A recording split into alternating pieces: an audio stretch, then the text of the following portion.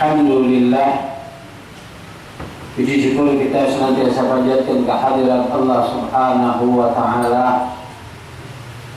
Pada malam hari ini kembali mempertemukan dan mengumpulkan kita di majelis ta'lim Ahlul Kisah. Setelah minggu lalu kita libur dikarenakan menghormati Idul Adha. Mudah-mudahan perkumpulan kita pada malam hari ini mendatangkan keridhaan dari Allah Subhanahu wa Ta'ala, serta Allah memberikan maghfirahnya kepada kita semua, juga rahmat dan hidayahnya, sehingga kita bisa terus-menerus beristiqamah dalam beribadah kepada Allah Subhanahu wa Ta'ala hingga akhir hayat kita. Amin ya rabbal alamin. Salawat dan salam senantiasa kita juga peruntukkan junjungan agung kita Nabi besar Muhammad sallallahu alaihi wa alihi wa sahbihi wasallam, juga pada semua keluarga, sahabat dan pengikut beliau hingga hari kiamat. Wa'asyarul hadirin rahimakumullah. Masih pembahasan kita di dalam kitab Mafahimu Yajibu an Tusahhah, paham-paham yang wajib untuk kita betulkan, karena banyak sekali pemahaman-pemahaman di kalangan kita umat Islam yang terkadang hanya melihat konteks daripada Al-Quran tanpa melihat adanya majas ataupun yang lain sebagainya daripada hal-hal yang menunjang untuk kita memahami Al-Quran itu sendiri, sehingga dampaknya banyak dari kalangan kita yang gampang mengatakan kepada seseorang ya mubtadi' atau ya musyrik atau yang dan lain sebagainya, hal-hal yang semacam itu yang mereka katakan kepada orang-orang, wahai ahli bid'ah, wahai orang yang musyrik.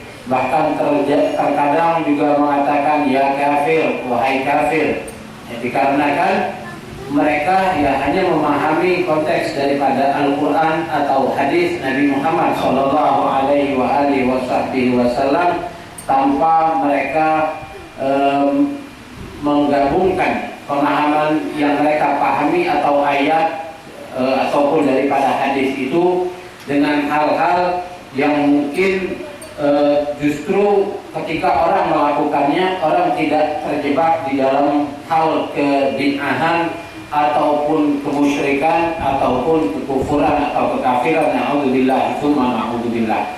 Maka oleh karena itu pada pertemuan kita kemarin atau terakhir yang lalu kita membahas mengenai majas akli dan penggunaannya. Tidak diragukan lagi bahwasanya di dalam Al-Qur'anul Karim dan juga dalam hadis Nabi Muhammad SAW adanya penggunaan majas yang dalam hal ini ada namanya majazul aqli. Majas itu sendiri telah kita jelaskan pada minggu yang lalu dan tidak ada salahnya kita kembali menjelaskan. Mungkin di antara kita ya, ada yang belum mendengar atau mungkin sudah mendengar tapi lupa. Majas itu adalah satu lafaz atau lafaz yang dipakai atau yang digunakan dengan apa yang di fima wudi'a lahu lughatan aw urfan aw syar'an biwad'in tsani. Jadi kalimat yang digunakan sesuai dengan apa yang akan dibahas tapi menggunakan kalimat lain. Dan kalimat itu atau majas itu ya di dalam ilmu usul itu banyak terbagi. Di antaranya contohnya al-majazu bin nafsi. Majas tapi dengan menggunakan kekurangan, tidak memakai kalimat. Seperti apa? Seperti firman-Nya Allah Subhanahu wa Ta'ala, was'alil qaryata. Kalau maknanya secara tekstual ya, secara yang tertera, was'alil qaryata, dan tanyakanlah kepada desa itu. Kalau kita mengartikan secara tekstual atau secara lughah, ya, maka akan menghasilkan satu ilmu, satu pengetahuan bahwa ya gimana kita mau menanyakan sesuatu kepada desa. Ini adalah satu hal yang tidak mungkin. maka di situ adanya majaz, yaitu majaz bin naqsi. Berarti takdirnya adalah was'al ahlal qaryah. Tanyakanlah kepada penduduk desa, bukan kepada desanya, tapi kepada penduduknya. Jadi Allah mengatakan was'alil qaryata, bukan kita tanyakan kepada desanya, tapi kepada penduduk desa. Nah, makanya kalau melihat Al-Quran ataupun hadis Nabi SAW, jangan hanya kita lihat teksnya, jangan hanya kita artikan menurut bahasanya. Kalau kita mengartikan secara tekstual atau bahasanya, maka kita akan salah dalam memahaminya, dalam mengartikannya. Contohnya ya ayat tadi. Kalau Allah mengatakan was'alil qaryata, tanyakanlah kepada desa. Oh, berarti kita mesti nanyakan kepada desa. Buat apa nanyakan sama penduduknya? Misal ada satu desa namanya desa Fulan, misal. Maka kita menanyakannya sama desanya, bukan sama penduduknya. Apakah benar kita mengartikan Al-Quran secara begitu? Ya tidak mungkin. Desa akan menjawab ketika kita bertanya. Makanya di dalam mengartikannya kita perlu mengetahui ilmu-ilmu penunjangnya. Maka salah satunya kita akan ketahui bahwa di dalam ayat tersebut yang was'alil qaryata ada majaz, namanya majazun bin naqsi. Majaz dengan tidak menambahkan kalimatnya. Jadi kadang-kadang ditambah, kadang-kadang dikurang, kadang-kadang dipinjam, ada isti'arah istilahnya. Nah, dalam hal yang kita bahas ini adalah majazul aqli. Di antara contohnya adalah wa idza tuliyat alaihim ayatuhu zadatuhum imana. Apabila ayat-ayat Allah dibacakan di hadapan mereka, maka akan menambah keimanan. Kalau kita lihat konteks tekstualnya atau bahasanya, lughahnya, maka ayat ini akan berarti atau orang yang membacanya akan memahami dengan membacakan ayat-ayat Allah, maka dikarenakan ayat keimanan seseorang bertambah. Ini kalau kita melihat secara bahasanya, sebab bunyi daripada ayatnya adalah wa idza tuliyat alaihim ayatuhu zadathu imana.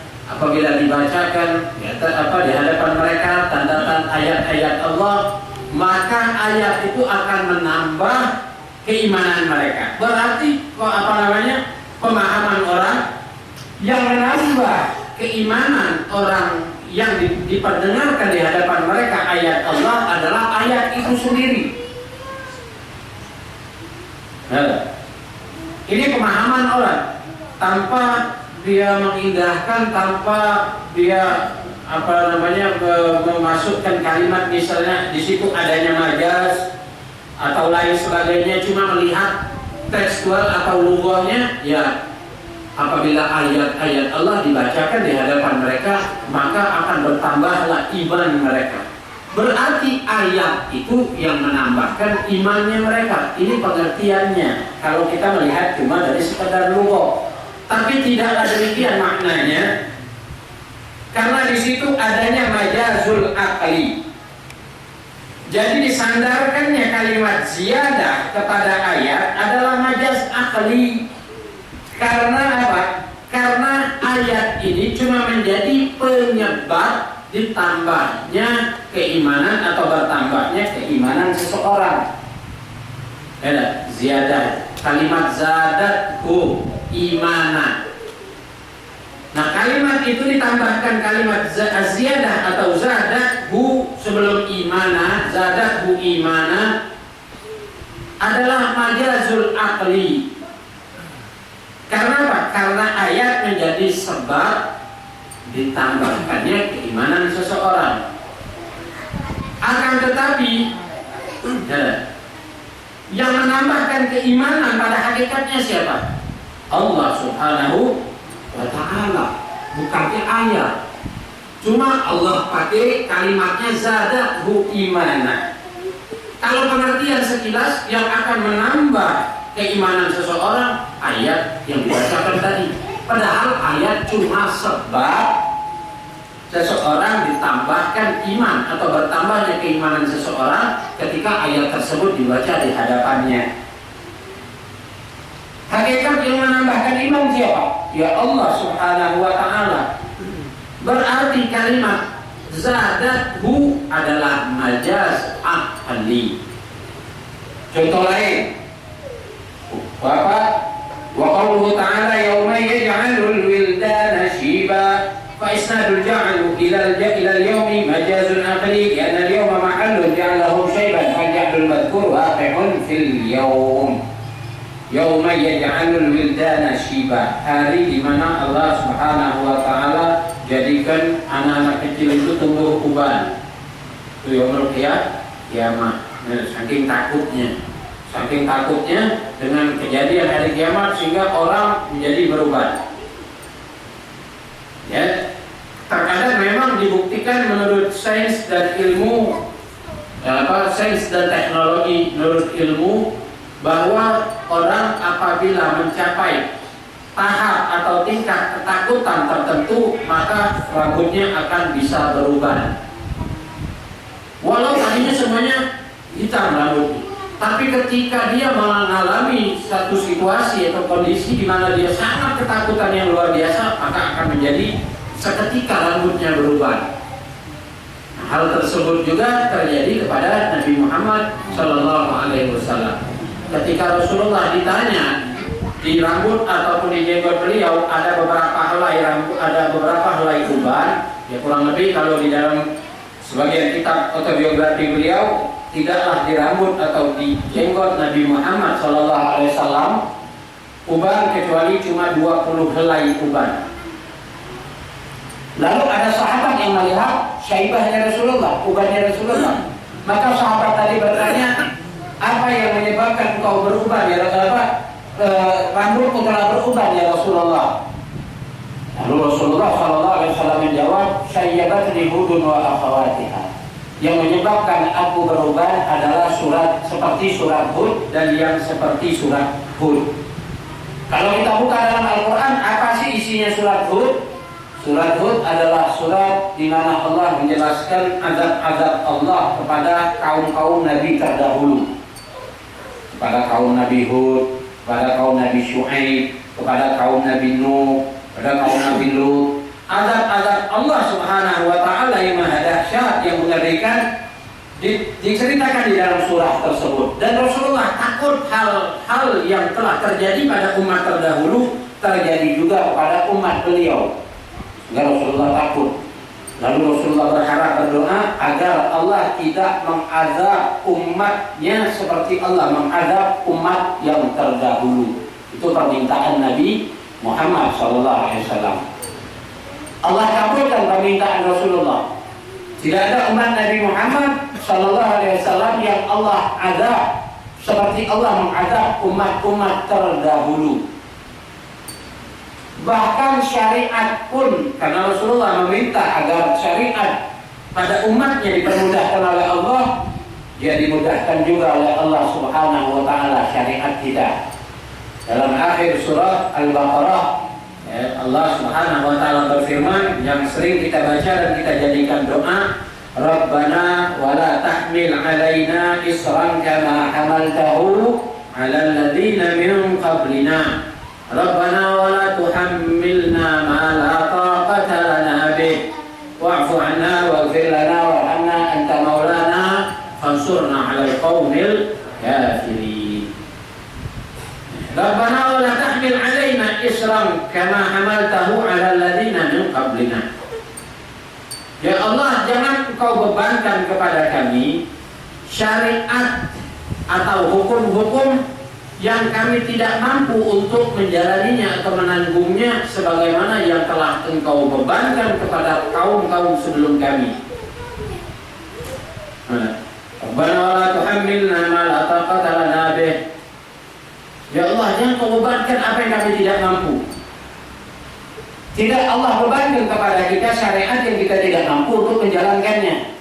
Kalau syariat di zaman Nabi Musa alaihissalam, barang siapa yang berdosa besar, cara mengampun, cara minta ampunnya bagaimana? kumpul, misalnya ada 100 orang yang mengadu dia mempunyai dosa besar, dikumpulkan di satu tempat, 100 orang ini masing-masing megang pedang dan mereka saling bunuh. 100 orang saling berbunuh-bunuhan. Begitu cara bertaubatnya. Yang mati diampuni oleh Allah dosanya. Itu saling bunuh-bunuh. 100 orang misalnya, 200 orang dalam satu lapangan, masing-masing megang senjata, saling bunuh.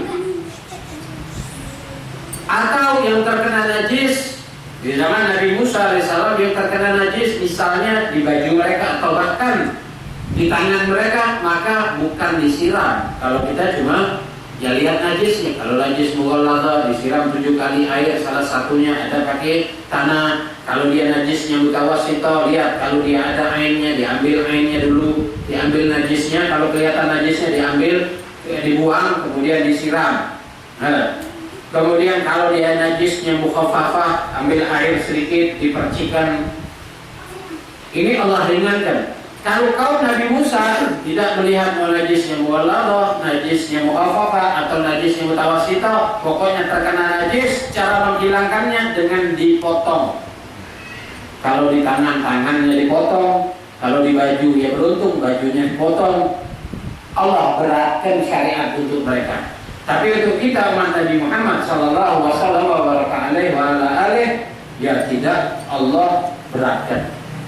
Tidak Allah beratkan. Jadi Allah mengatakan dalam firman-Nya, "Yauma yaj'alul wildana shiba." Fa isnadul ja'li ila al-yaumi majazun aqliyun li'anna al-yawma mahallun ja'alahum shayba. Fal ja'lul madhkur waqi'un fil yawm wal ja'ilu haqiqah huwa Allah Ta'ala. Disandarkannya kalimat al-ja'lu, yakni yauma yaj'alu, yauma yaj'alul wildana shiba. Adanya kalimat yaj'alu di situ disandarkannya kepada hari.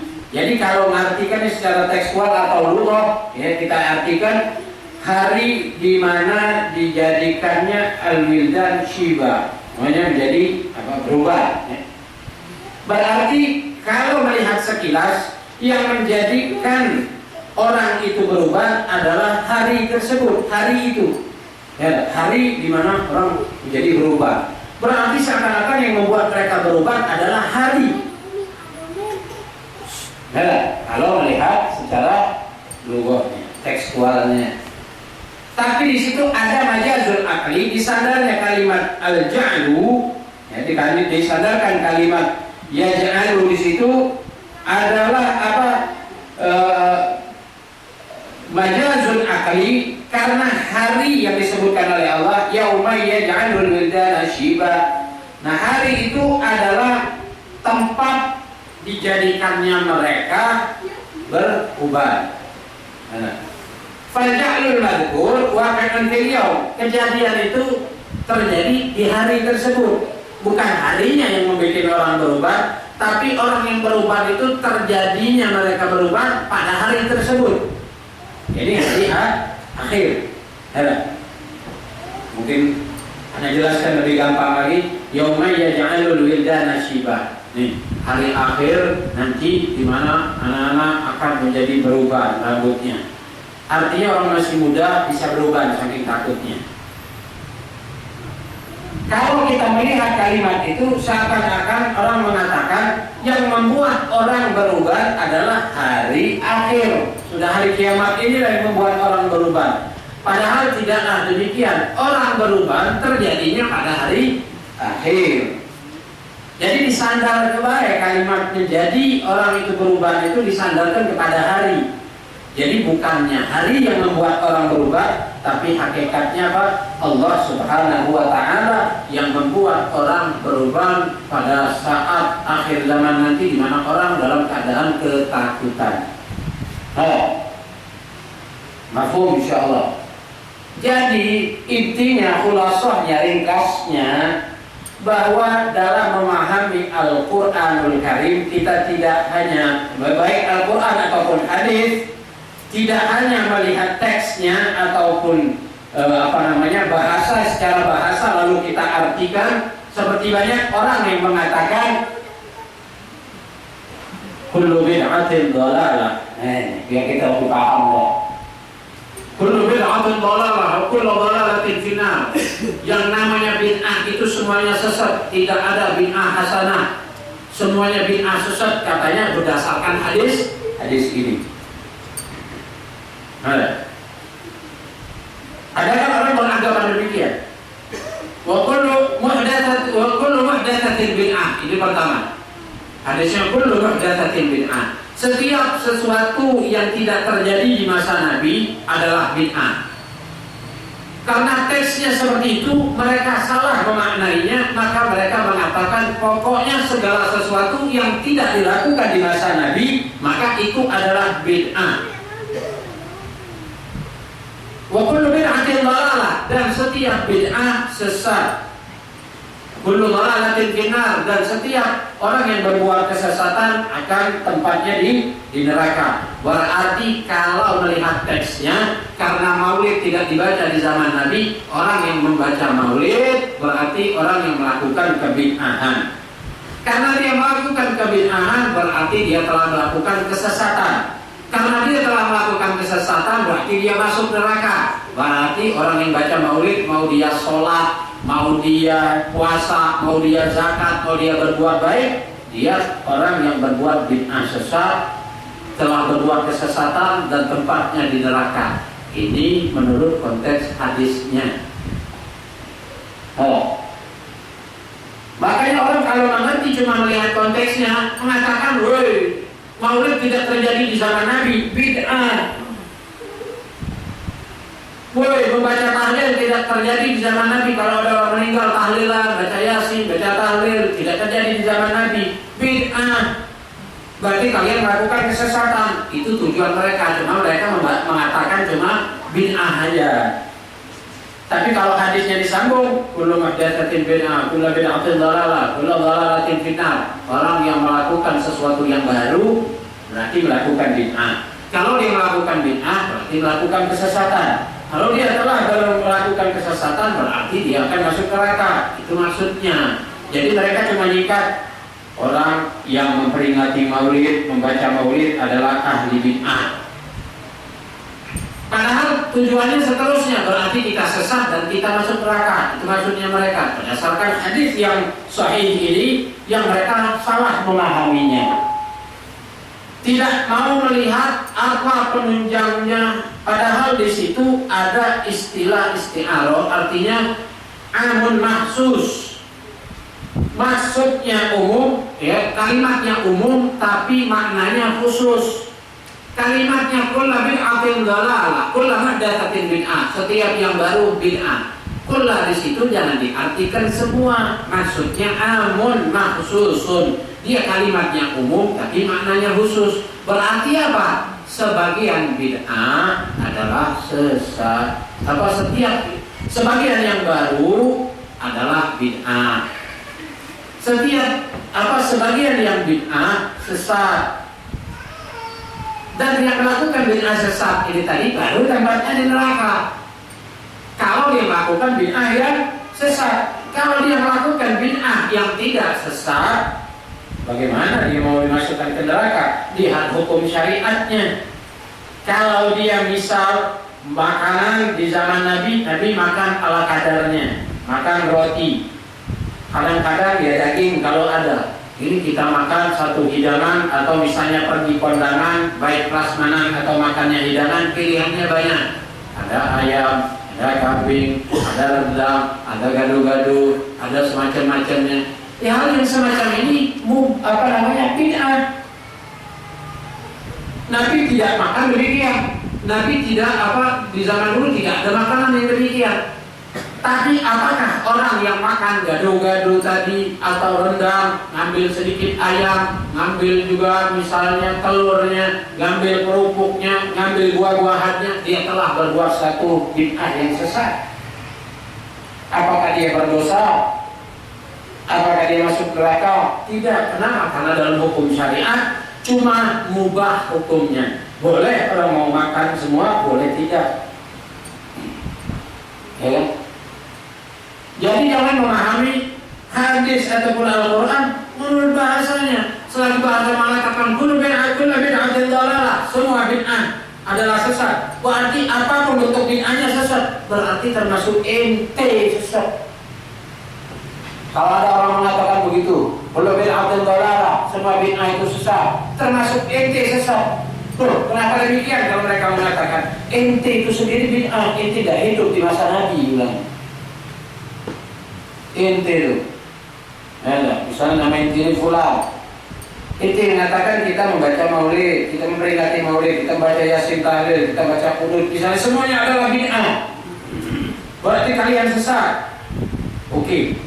Berarti buat apa Allah ciptakan surga? Sebab semua orang tidak lepas dari berbuat bid'ah. Tapi bid'ahnya itu tadi, kalau menurut kita ada hasanah, ada dhalalah, ada bid'ah yang benar, ada bid'ah yang sesat. Kalau ente mengatakan kita yang membaca maulid atau memperingati maulid bid'ahnya sesat, kita di neraka, nggak usah jauh-jauh, ente sendiri bid'ah, ente tidak hidup di masa Nabi, berarti ente juga tempatnya di neraka. Kalau dia mau konsekuen dan adil, memahami bid'ah itu apa? Jadi makna daripada bid'ah itu sendiri ma'ahdata, ya yang terjadi, sesuatu yang terjadi sekarang tidak terjadi di masa Nabi, itu namanya bid'ah.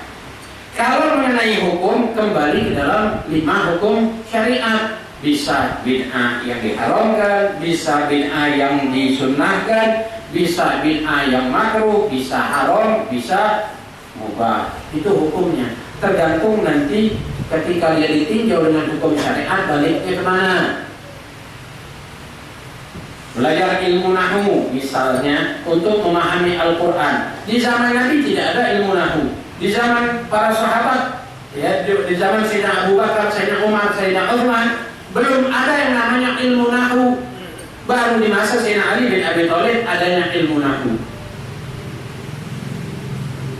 Tapi kalau orang ingin memahami Al-Quranul Karim, maka dia wajib belajar ilmu nahwu. Kalau dia tidak belajar ilmu nahwu, maka dia tidak akan bisa memahami Al-Quran, tidak bisa maco agak bodol.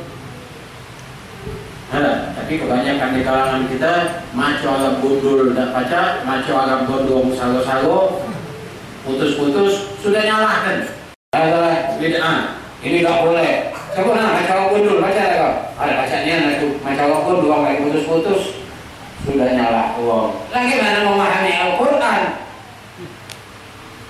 Jadi belajar ilmu nahwu bid'ah, tidak ada di masa Nabi.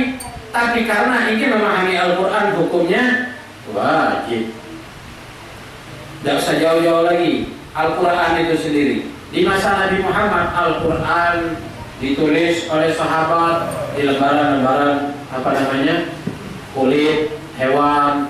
Ada yang ditulis di tulang, ada yang tulis di dinding pakai di daun. Baru di zaman Sayyidina Utsman bin Affan dikumpulkan jadi 30 juz. Berarti Al-Quran terkumpul 30 juz, satu hal yang bid'ah karena tidak ada pada masa Nabi. 30 juz dalam satu mushaf, 30 juz terkumpul, tersusun. Itu di masa Sayyidina Utsman bin Affan. Itu pun masih belum ada ba, ada titiknya, ta ada titik 2, ta ada titik 3 di atas. Baris fathah begini, kasroh di bawahnya, dhamma begini, kalau fathaten begini, kasroten begini, dhammaten begini, musyaddad atau tasydid begini, sukun begini. Itu adanya di masa Sayyidina Umar bin Abdul Aziz atau setelahnya. Berarti Al-Quran yang ada pada kita sekarang, kalau kita mau kategorikan bid'ah, masuk dalam golongan bid'ah. Kenapa? Karena masa Nabi tidak terkumpul 30 juz dan tidak ada barisnya. Tapi perbuatan Sayyidina Utsman merupakan satu bid'ah yang hasanah, karena dengan beliau mengumpulkan Al-Quran, kita tidak susah nyari-nyari. Kalau tidak dikumpulkan, mungkin juz 1 ada di Palembang, juz kedua ada di Surabaya. Kalau nak maca juz kedua, berangkat dulu Surabaya sana.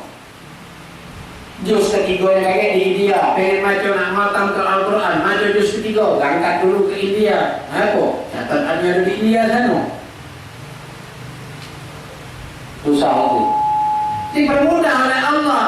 Perbuatan zina Uthman memang tidak dilakukan oleh Rasulullah atau di masa hidup Rasulullah, tapi merupakan satu hal yang baik. Maka bukanlah bid'ah, balah Satu hal yang baik. Nah, makanya memperhatikan, Jangan melihat konteks, tapi kita pahami dulu. Adakah di dalam ayat atau hadis tersebut mengandung majaz, kaitkan dengan ilmu lughahnya dan lain sebagainya, yang menunjang kita untuk benar-benar memahami ayat tersebut, sehingga tidak gampang keluar kata-kata mengatakan kepada orang, hei ahli bid'ah sesat, hei orang kafir, hei orang musyrik. Nah, itu banyak seperti itu. Terutama yang rentan untuk memahami paham yang semacam itu adalah saudara-saudara kita yang biasanya pulang dari haji atau umroh. Nah, ini biasanya mereka di sana memberi orang kitab, buku, ya beberapa buku nanti diberi. Anak kemarin waktu umroh juga dapat kitabnya. Ya, kalau kita yang menerimanya orang awam, maka dia akan terkena paham yang semacam itu. Ini banyak terjadi. Paham? Dengan mereka melihat kondisi di sana atau situasi dan kondisi di sana, kemudian mereka baca buku. Misalnya mereka baca buku tentang apa itu bid'ah, tapi yang dikarang oleh orang sana, diterjemahkan oleh pelajar-pelajar Indonesia yang ada di sana. Membahas tentang bid'ah, berarti tentang maulid merupakan satu yang bid'ah. Orang yang terlalu mengagungkan berlebih-lebihan, terlalu mengagungkan Nabi Muhammad secara berlebih-lebihan. Dia setelah membaca itu, dia juga kembali mengkaitkan situasi saat dia di sana. Oh iya, waktu ana di sana di Masjidil Haram, di sekitar tempat tinggal ana, baik itu di Mina, baik itu di Arafah, baik itu di Madinah, tidak terdengar pembacaan maulid. Berarti benar ini kita. Berarti benar ini pemahaman ini. Oh, selama ini aku salah. Ujung-ujungnya tidak mau lagi dia menghadiri perayaan maulid, apalagi mau mengadakan perayaan maulid, tidak mau lagi. Terus dia membaca mengenai tahlil kepada orang yang sudah meninggal. Dijelaskan di buku itu, misalnya pakai hadis, pakai ayat Al-Quran, pakai penjelasan ulama, segala macam. Intinya bahwa doa yang kita sampaikan kepada orang yang sudah meninggal tidak akan disampaikan oleh Allah. Jadi perbuatan sebagian orang yang membaca yasin, tahlil, tasbih, tahmid, lalu mereka hadiahkan kepada orang yang sudah meninggal adalah perbuatan bid'ah yang sia-sia, karena pahalanya tidak akan Allah sampaikan kepada orang meninggal. Kebenaran dia di sana waktu di Makkah, oh iya, kebenaran anak waktu orang meninggal cuma ada sholat jenazah, tidak ada tahlil, tidak ada baca yasin. Berarti yasinan, tahlilan kalau orang meninggal adalah satu hal yang bid'ah. Aku tidak mau lagi kalau diundang pergi. Atau kalau tidak kemaknian pergi nyongol ke HIB, maco tidak, mulutnya tidak bergerak, diam. Kalau tidak lemaknya, sebagian memulih. Ada. Mereka dipanggil tetangganya karena pahamnya, dia mengatakan tahlil itu bid'ah, pergi dia. Tapi dia tidak tahu baca yasinnya, tidak, cuma diam deh. Saya capek tangan ini, pura-pura tangan ini. Ada sebagian yang pas orang makan, ya menghidangkan makanan, dia balik dan galak makan. Terlebih lagi pernah ngomong sama anak dewek, Ustaz sakit kaki Ustaz, kalau apa? Kalau Ustaz galak makan waktu tahlil. Jadi habis tahlilan, nah ada makanannya, Ustaz makan, itulah penyebab kaki Ustaz sakit gitu. Nah bohong ini, udah. Jadi dia duitnya apa bisa tidak saksi lagi, dosa nyawal lagi. Lo gagal makanan tahlil kaki sakit. Subhanallah, tuh terjadi. Bukan tak hati, paham itu di belakang. La ilaha illallah. Mereka melupakan kudrahnya Allah, kemampuannya Allah. Ya Allah mampu untuk memberikan pahalanya. Makanya ada syariat sholat jenazah. Kenapa ada syariat sholat jenazah? Karena sang pembawa syariat Nabi Muhammad tahu yang kita baca, lalu kita hadiahkan kepada orang yang sudah meninggal. Allah Maha mampu untuk menyampaikan pahalanya atau memberikan pahalanya tanpa mengurangi pahala si pengirimnya atau si pembacanya. Tidak dikurangi oleh Allah. Sama kalau. Maka karena itulah sering anak katakan bagi orang yang berpaham atau meyakini bahwa doa dari orang yang sudah yang hidup, yang masih hidup pada orang yang sudah meninggal tidak akan dikabulkan oleh Allah. Konsekuensinya kalau dia ada keluarga bahkan orang tuanya meninggal, jangan sholatkan.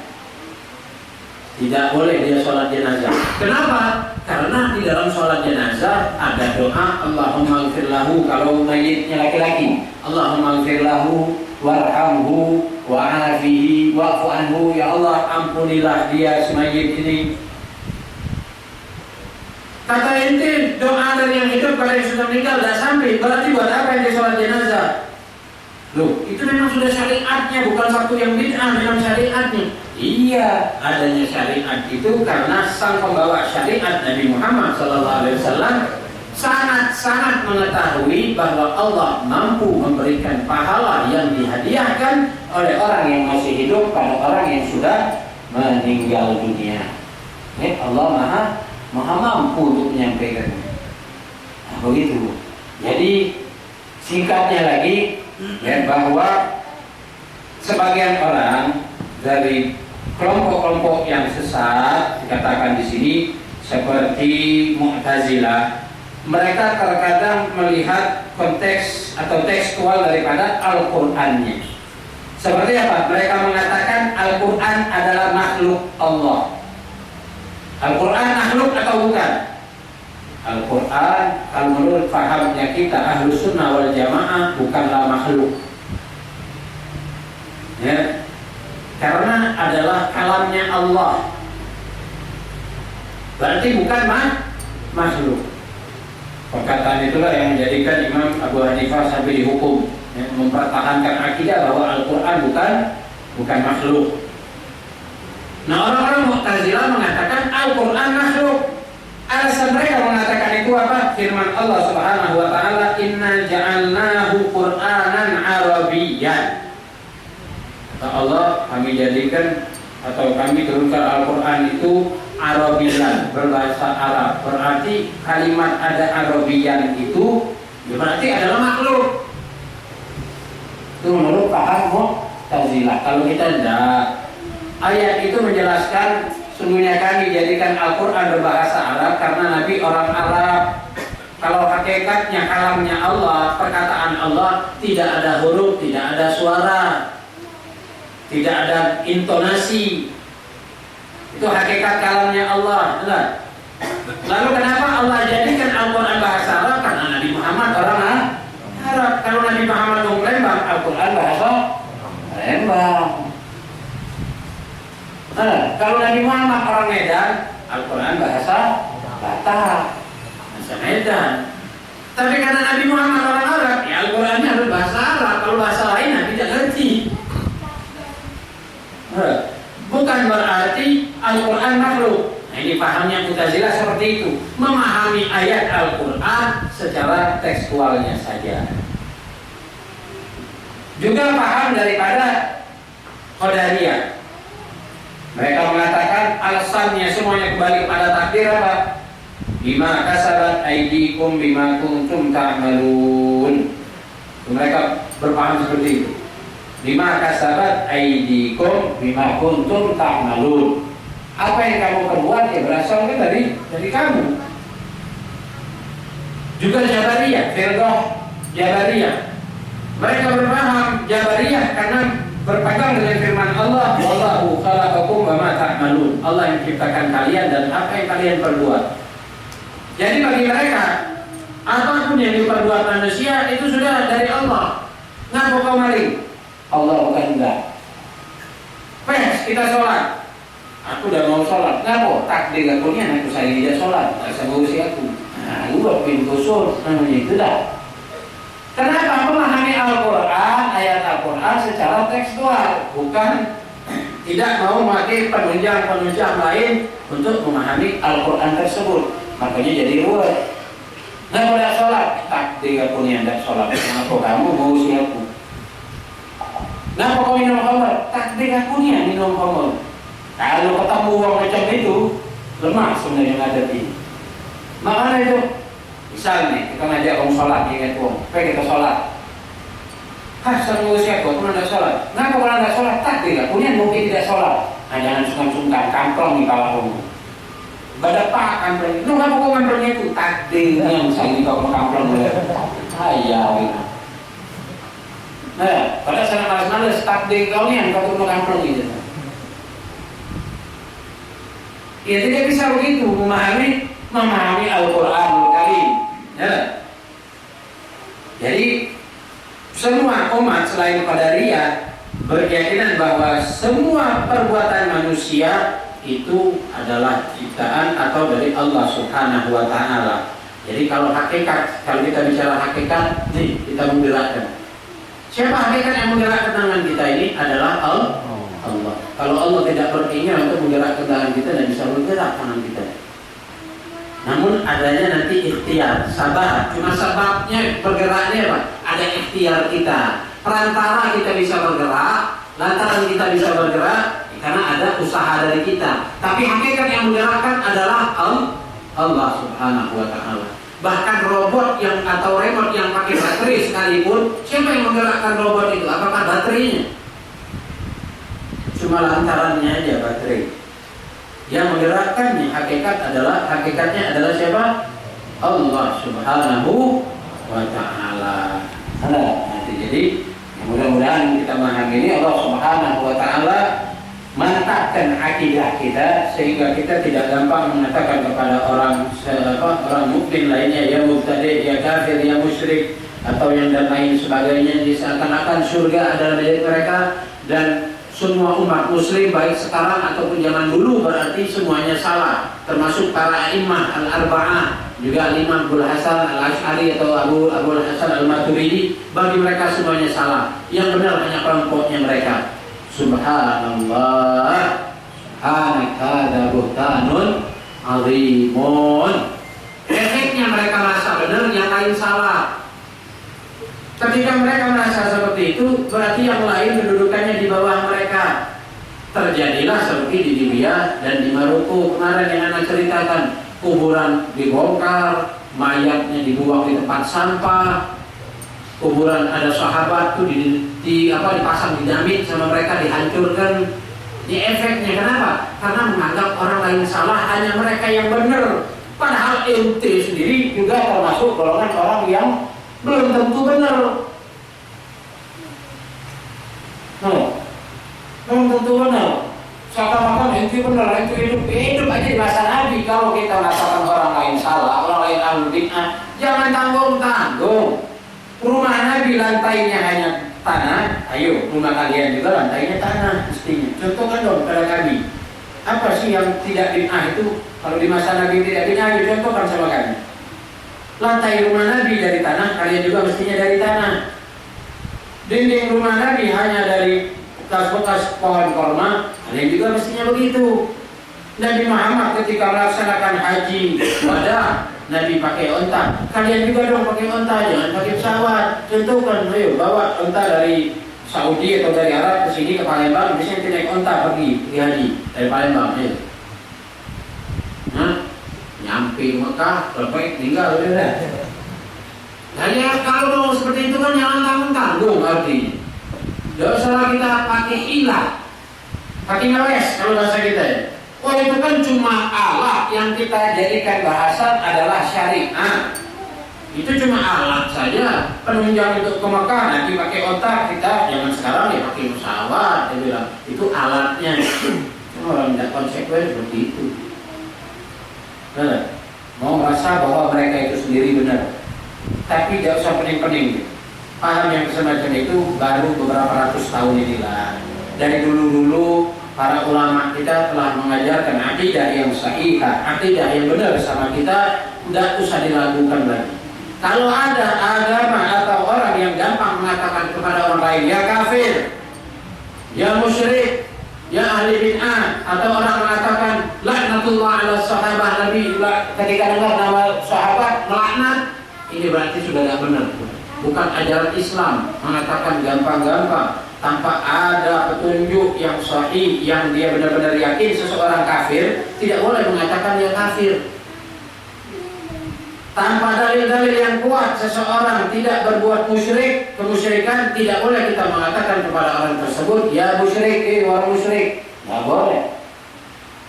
Juga tidak boleh kita mengatakan kepada orang yang berbuat bid'ah hasanah, kita katakan dia mubtadi', ahli bid'ah sesat. Tidak boleh. Kalau orang intonasi bicara dan tujuan dia mengatakan anta mubtadi', engkau ini seorang yang telah berbuat bid'ah, tapi kita bisa pahami karena intonasi dia ingin mengatakan bid'ahnya hasanah. Tapi kalau mengatakan weh ahli bid'ah, weh ahli bid'ah, oh berarti kau ingin mengatakan kita orang yang sesat.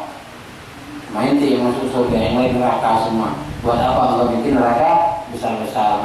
Nas'alullah al-afiyah wassalamah. Mudah-mudahan Allah Subhanahu wa taala berikan kita pemahaman, dan insyaallah pada malam hari ini Allah tambahkan nikmat tidur kita menjadi tidur yang agak nyenyak, karena dibarengi dengan hujan sebelumnya yang cukup sejuk ya, insyaallah. Tapi jangan sampai kesiangan subuhnya.